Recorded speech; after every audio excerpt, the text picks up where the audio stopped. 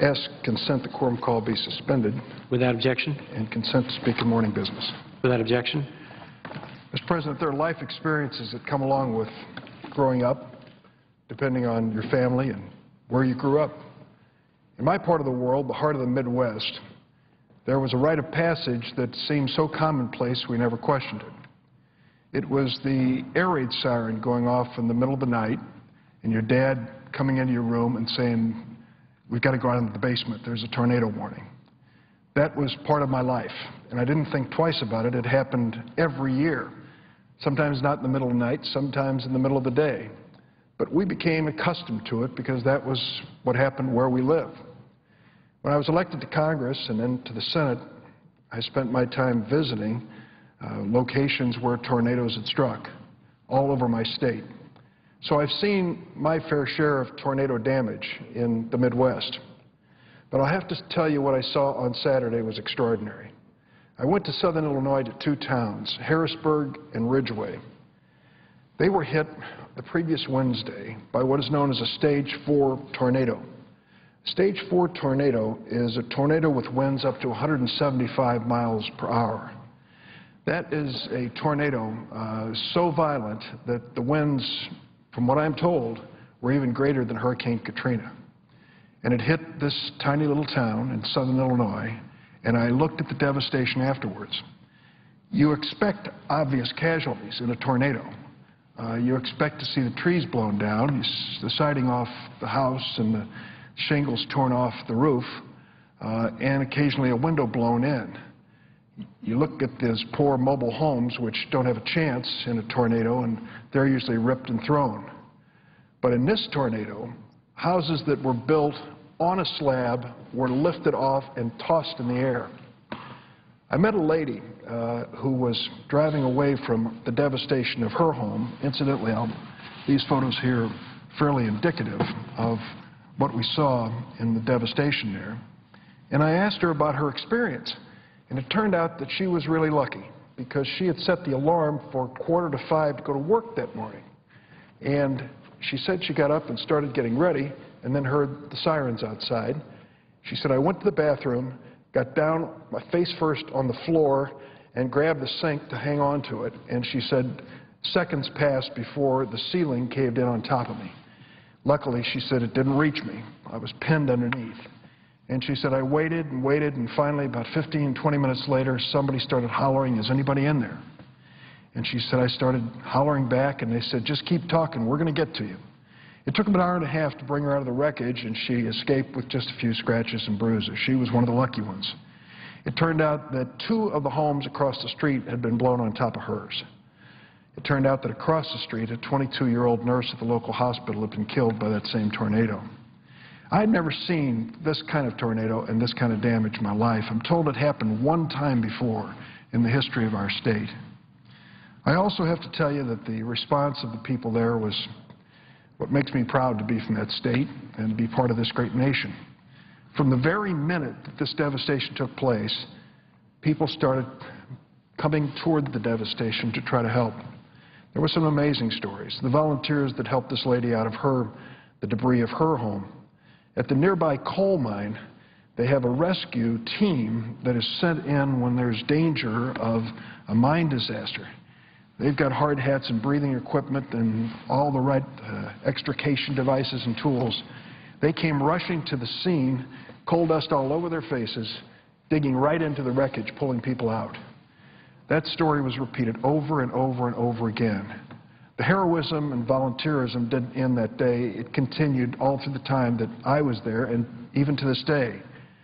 Special kudos to the American Red Cross, always first on the scene, always performing a valuable and important job, as they did in southern Illinois. I went over to Ridgway, which is a town 24 miles away, and for some reason this god-awful tornado skipped from Harrisburg to Ridgway and did little damage in between. But it lit down again in Ridgway and ripped through that town. About 400 homes were damaged in Harrisburg, roughly, and over 100 in Ridgway.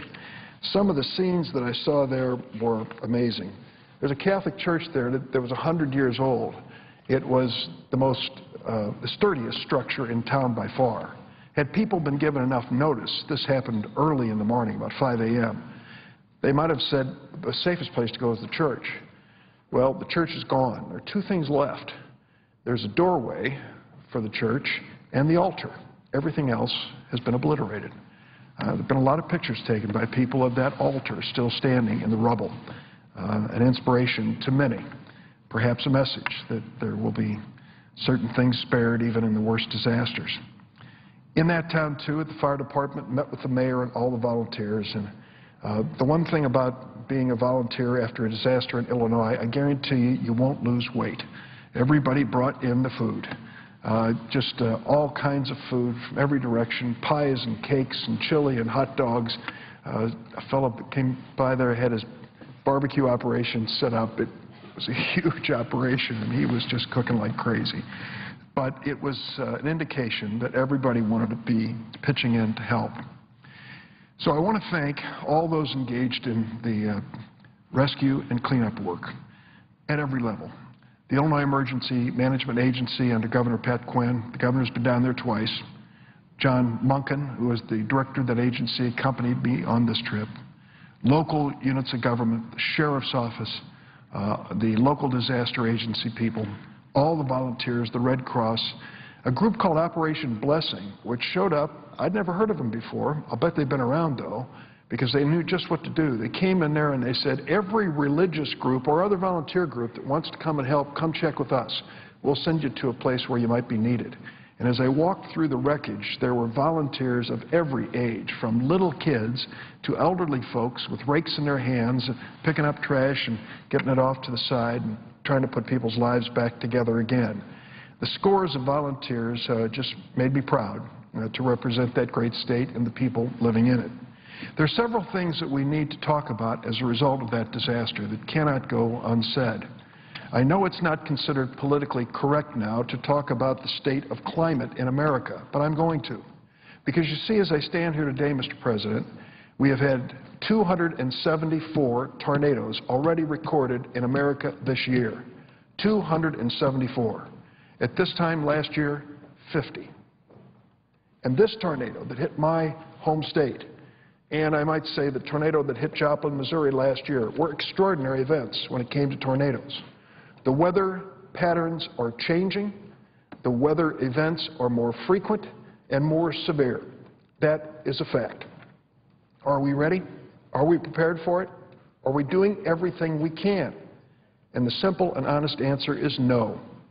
First, we need to acknowledge the obvious. And I know I'm walking on dangerous ground here. But the climate is changing.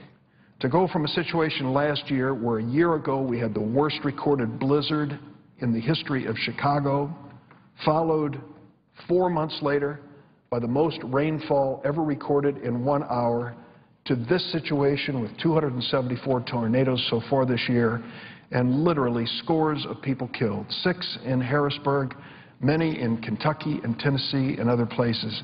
It's an indication that weather is changing, the severity is changing, and we need to be honest about it. We've got to get beyond the political argument into the world of reality.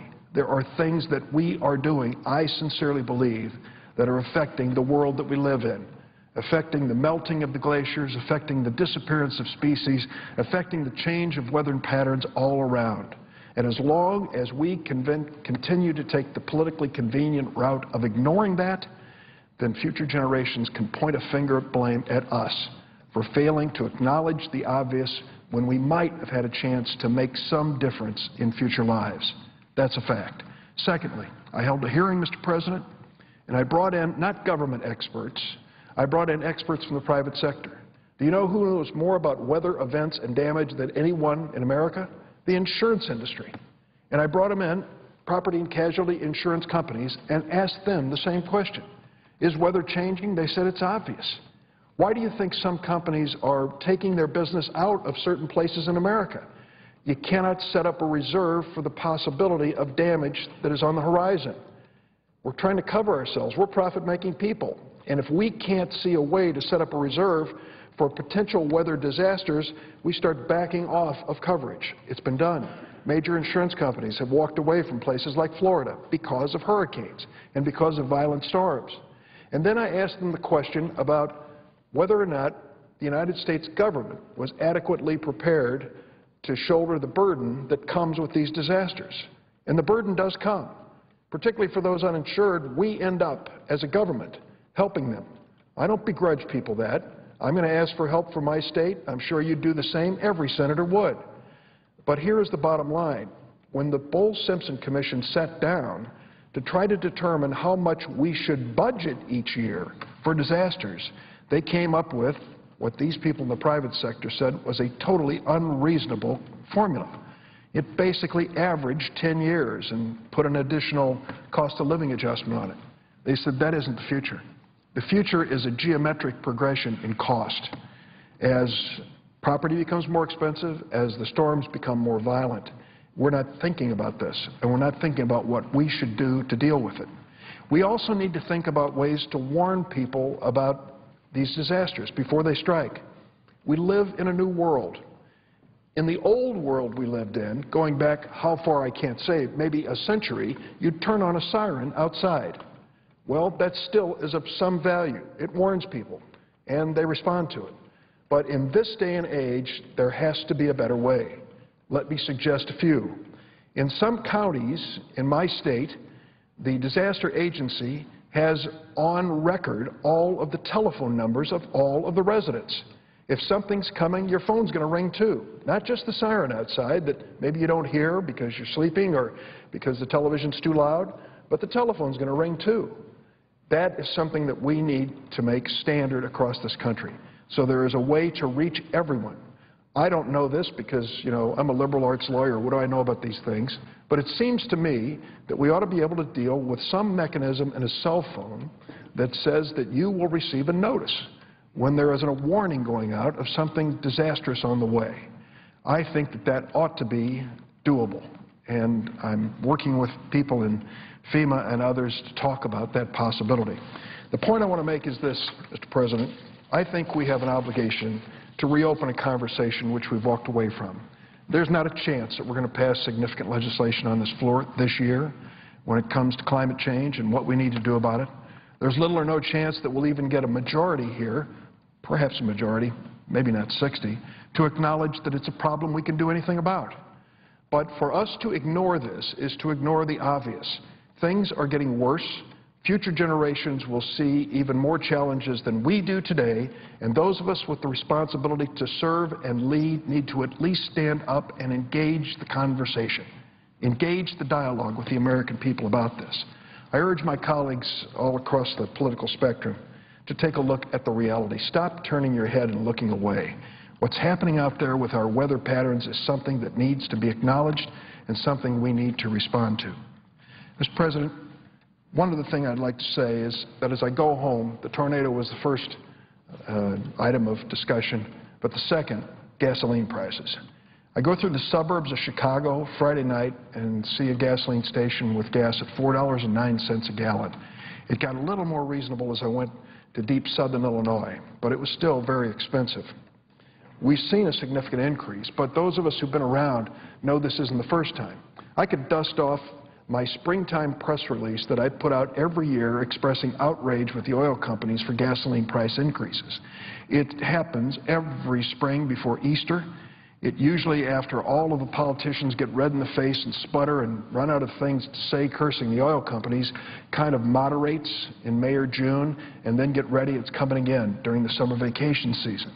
We are not helpless, but certainly at the mercy of oil companies, which even when investigated by major government agencies, can't be found to have engaged in any conspiracy or collusion, though it seems passing strange that the same gas stations, town after town, watch their prices go up in lockstep day after day and week after week.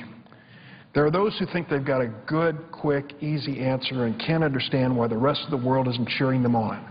They want to drill their way out of this situation. They believe that if we find enough oil in America, gasoline prices will come down, and we're going to find ourselves oil independent. By last measure, the United States has about 3% of the world's reserve of petroleum. We consume each year 25%. Drilling our way out of this is physically impossible. Yet that doesn't mean we shouldn't look for new, environmentally responsible and safe sources for oil. Here's the record. Domestic oil production in America is at the highest level in 8 years. You'd never believe it, hearing speeches from the other side of the aisle. In 2011, U.S. crude oil production reached its highest level since 2003, and we're now drilling more than ever before. The number of oil drilling rigs in the U.S. is at a record high, quadrupling over the past 3 years of the Obama administration. Between oil and gas drilling rigs, the U.S. now has more rigs at work than the rest of the world combined. Let me repeat that. Between oil and gas drilling rigs, the United States now has more rigs at work than the rest of the world combined. Those who are saying there's lack of effort don't know the obvious. And we keep adding more. The administration announced a new offshore oil and gas development program. They wanted to do it carefully after the BP spill of 2 years ago, but it will open up more than 75% of our potential offshore oil and gas resources. Last year, Americans relied less on foreign oil than any time in the past 16 years. Even the American Petroleum Institute agrees that American producers and refiners are producing more oil and reducing our reliance on imports. The American Petroleum Institute has said that without these two factors, today's prices might be even higher. We simply cannot drill our way to lower gasoline prices. The President has proposed an approach to this that is balanced, and it's an approach with a vision. It gets beyond a press release of the moment or presidential campaign rhetoric. The President recently announced new fuel efficiency standards for cars and light-duty trucks that will save Americans $1.7 trillion and reduce oil consumption by 2.2 million barrels per day by 2025. Mr. President, my wife and I drive a Ford Fusion hybrid. I looked at Consumer Reports. It's still rated very highly. We get over 30 miles a gallon. Prius does even better, over 40 miles a gallon. Toyota Camry, somewhere in the upper 30s. There are ways to reduce the use of gasoline with more fuel-efficient vehicles, and I can tell you I don't believe our family makes any sacrifice when it comes to comfort and safety in driving this forward. The administration has also finalized the first ever national fuel efficiency standards for heavy-duty trucks, vans, and buses.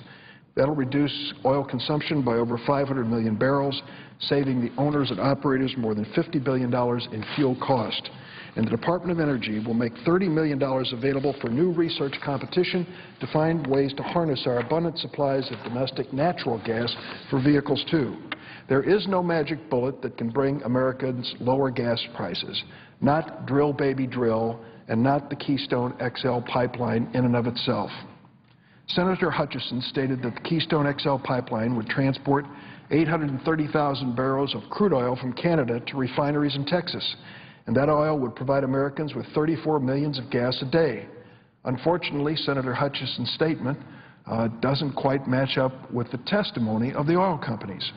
Canada's oil production uses less than half of its current pipeline capacity to the United States. There's plenty of room for Canada to ship more right now without a new pipeline. Existing pipeline capacity would allow for 4.2 million barrels per day of crude oil to be transported from Canada to the U.S. However, in 2010, Canada exported less than half of that, 1.9 million barrels a day, with existing pipelines. Even doubling Canada's current production levels would not fill the Keystone XL pipeline or bring an additional 830,000 barrels a day to Gulf refineries in the Texas region. 830,000 barrels of crude simply can't produce 34 million gallons of gasoline. Even the best refineries could produce only about half that amount of gasoline. I might also add, Mr. President, that one of the things that is troubling to some of us is when the TransCanada company was asked in a hearing in the House by Congressman Ed Markey of Massachusetts whether the oil coming down from Canada through the Keystone XL pipeline would be used for domestic consumption in the United States. He said he couldn't make that promise. So this argument that that Keystone XL pipeline is going to reduce gas prices, first, that pipeline is in the future. Second, there's existing pipeline capacity that's unused. And third, the company that's transporting it will make no promise that it be used in the United States. It may not have any impact on our gasoline prices whatsoever. We just can't drill our way or pipeline our way out of this problem. One pipeline isn't going to solve the problem. Drilling in pristine areas like the Arctic National Wildlife Refuge is not going to solve the problem. We need a coordinated, balanced approach, trying to walk away from the heightened campaign rhetoric into a rational discussion about an energy policy for America, a balanced policy, one that is respectful of our environment, provides the energy we need for economic growth, and also looks to innovation and green energy approaches that will create new businesses and new jobs for the 21st century in America. Mr. President, I yield the floor and suggest the absence of quorum. Clerk will call the roll. Mr. Akaka.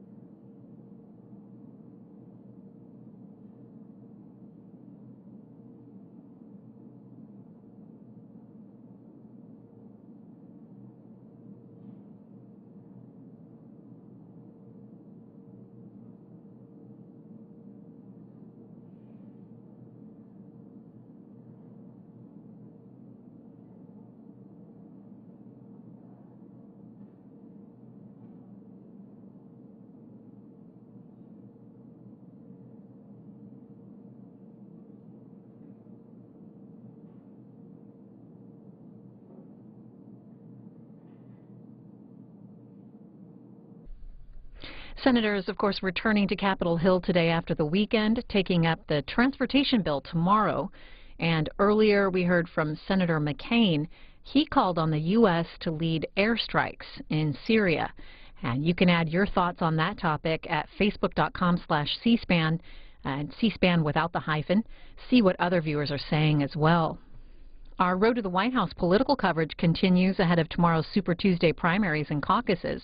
And we'll bring you live coverage of former Pennsylvania Senator Rick Santorum's campaign in Ohio. It's going to start a little bit later than previously announced, 7 o'clock Eastern Time, and we expect to have that here on C-SPAN. We'll have all of the other three main Republican presidential candidates as well streaming live online at cspan.org, starting with Mitt Romney at 6:30 Eastern.